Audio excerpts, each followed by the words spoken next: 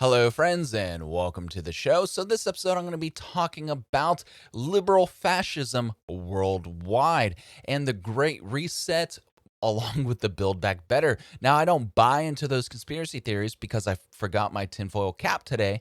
However, I do believe their sole purpose is to crush any ideological opposition because this is just a power grab. They see an opportunity with COVID 19 and they're going to take it. But before we get started, how about you smash that like button, subscribe to the channel if you haven't already, and leave a comment down below. It really helps with the algorithm. Let's get started. So Candace Owens basically tweeted what I had said on my video that was pulled down from YouTube the other day.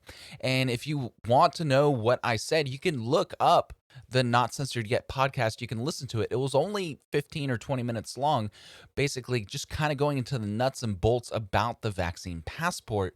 And I kind of go into the weeds about the vaccine itself. Basically, no conspiracy theories, just facts, but that was pulled down on YouTube for misinformation for some reason. And everything's backed up by the science. So I tweeted out, wow, real Candace O. There's literally nothing false with this statement, yet it's censored. Basically, you couldn't comment, you couldn't retweet, you couldn't do anything with Candace Owens' tweet. It was Twitter suppressing the truth. Jumping over to the Daily Caller, NBC's Lester Holt declares that fairness is overrated and that the ideas that we should always give two sides equal weight and merit does not reflect the world we find ourselves in. Let's see what he has to say, because this is mainstream. This is the mainstream Democrat ideology at this point. The unprecedented attacks on the press in this period, I'm sure, will fill plenty of books and be studied in classrooms, maybe even here. But I have a few early observations I'll share about where this moment brings us and what we can learn. Number one is, I think it's become clearer that fairness is overrated. Well, before you run off and tweet that headline, let me explain a bit. The idea that we should always give two sides equal weight and merit does not reflect the world we find ourselves in. That the sun sets in the west is a fact. Any contrary view does not deserve our time or attention. Now, I know recent events assure that you won't have to look far to find more current and relevant examples. I think you get my point. Decisions to not give unsupported arguments equal time are not a dereliction of journalistic responsibility or some kind of agenda. In fact, it's just the opposite. Providing an open platform for misinformation, for anyone to come say whatever they want, especially when issues of public health and safety are at stake, can be quite dangerous. Our duty is to be fair to the truth. Holding those in power accountable is at the core of our function and responsibility. We need to hear our leaders' views, their policies, and reasoning. It's really important, but we have to stand ready to push back and call out falsehoods. So they need to be able to hear our leaders speak, yet they silenced Trump and they celebrated when they silenced him. That doesn't necessarily sound like somebody who wants to hear people speak. It sounds like somebody who wants to shut down the opposition because he says, oh, because it's unsupported, kind of like the unsupported Hunter Biden laptop thing, where it turns out that the FBI is investigating the laptop. The FBI does have the laptop. The FBI is investigating him for his tax evasion from China. That would be important. However, they said that's Russian disinformation. You see what's going on? They say because the sun rises in the west or sun rises in the east. Yes, the sun rises in the east, sets in the west, right? Uh, I'm horrible at this. I should do a better job listening to what he's saying. But the sun rises in the east. And so, okay, that makes sense. That's okay, that's true. But then just because you have a journalist who's bought and paid for by the Biden campaign, who's sleeping with somebody in the Biden campaign, right? Basically pushing misinformation, pushing lies into the mainstream media to suppress evidence of corruption within that family. and then any other thing is then now the conspiracy theory. No, we should hold people accountable. Like you said, we should hold powerful people accountable. Unfortunately, as long as there's not a D next to their name, because as we'll see, if you have a D next to your name, you're allowed to be a fascist. If you have an R next to your name, if you're doing your job, if you're being a federalist, right? If so, Donald Trump was, he could have taken a lot of power during COVID-19, and he refused to. He respected the federalist system of government. He said, "We are the national government. We are going to leave it up to the states to figure out how they're going to tailor their response to COVID state by state. Because if we were to basically create a heavy-handed approach, what may work for California may cripple South Dakota. What may work for South Dakota may completely fail in California. So allow each state to do what's best for the state. That's why we have a federalist system of government. That's why we're the United States of America. That's why we're not just America. Does that make any sense? Jumping over to Justin Trudeau. Let's look at fascism at work, guys. Now is not the time to travel. If you have plans to head somewhere for the long weekend, cancel them. There are other, safer ways for you to connect with your family and friends. For those who need to travel, take note of the measures that are in place when you return to Canada. If you're flying back into the country, you'll need to show a negative PCR test result before you board the plane. When you land, you'll need to take another PCR test. You'll then have to wait at an approved hotel and at your own expense for your results to come back. If your results come back negative for COVID-19, you'll be able to head home and finish your mandatory quarantine there. If your test results come back positive, you'll need to immediately quarantine in designated government facilities. This is not optional. I wonder if they're just packing them in on trains and sending them to the ovens. I say that in jest. If you're returning through our land border, you'll need to show a negative PCR test that was taken within the past 72 hours. On top of that, you'll need to have taken another PCR test when you arrive, and you'll have to take another one towards the end of your 14-day quarantine. Well, what about the science? I mean, if you've quarantined for 14 days, why would you have to take another PCR test there, Mr. Trudeau?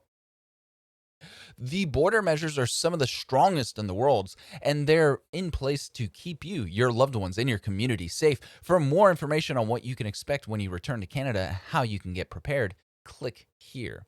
And here's a photo of him dressed as a very, very pinkly dressed Nazi. But that is bananas, guys. That's bananas. So not only when you travel back to the country, you have to pay out of pocket to stay in a hotel overnight while you receive a PCR test, or a day or two, depending on how long it takes. When I had a PCR test done here in Texas, it took me 3 days the first time around. The second COVID test that I took was a rapid test, and it was about 5 minutes. And for the amount of time, essentially, I had to get my wrist x-rayed because I thought I had broken it. It was just a dislocation. Story for another day. However, this is bananas. The whole, you will be immediately quarantined in designated government facilities. I think icing on the cake, I mean, it's a joke, but I could seriously see this happening with these fascists. I mean, are they sending them there by train? I would really like to know.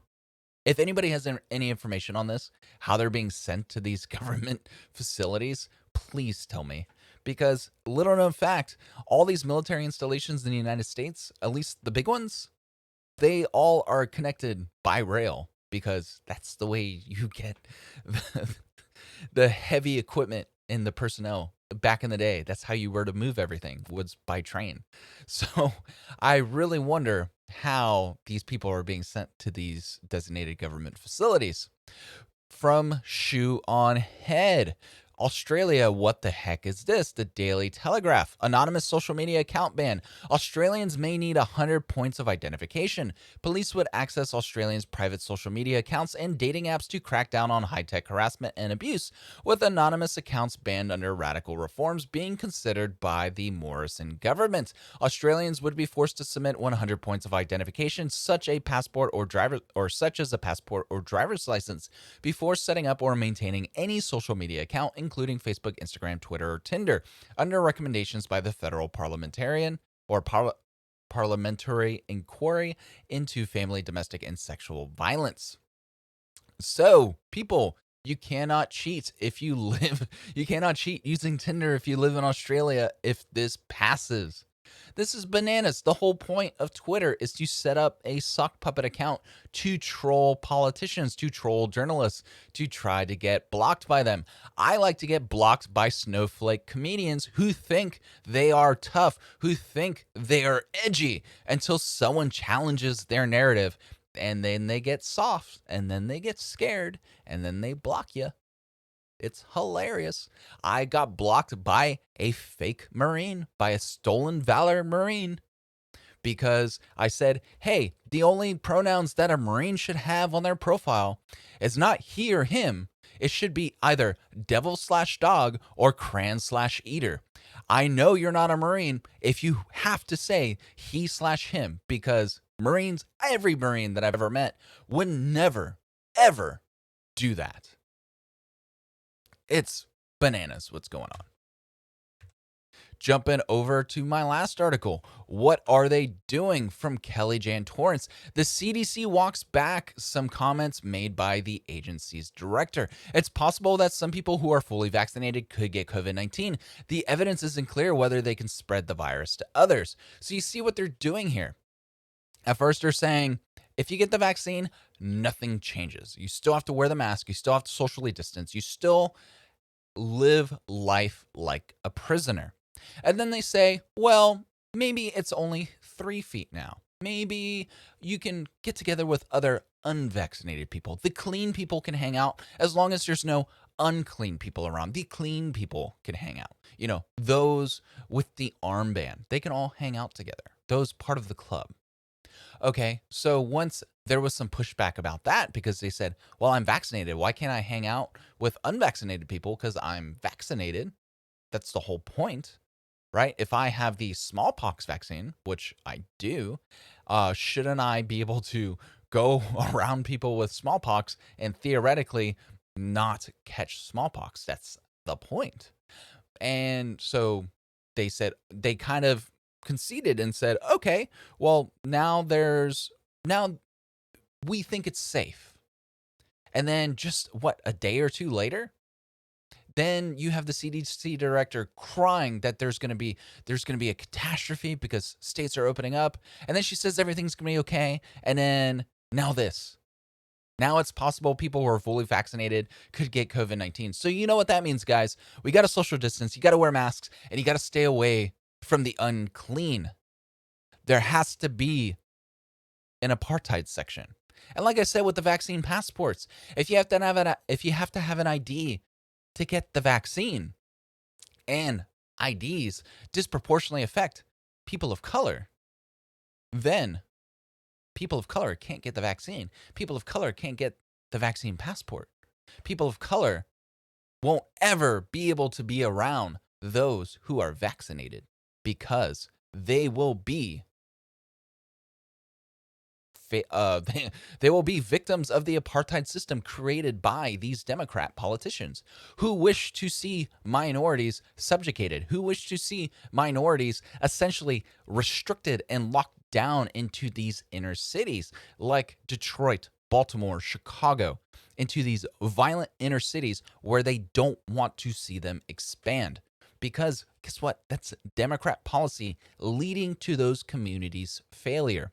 So that's going to be it for now, folks. I'm going to be dropping another video here in a couple hours. Until then, I'll see y'all later. Don't forget to like, subscribe, and leave a comment down below. Have a good one. Bye.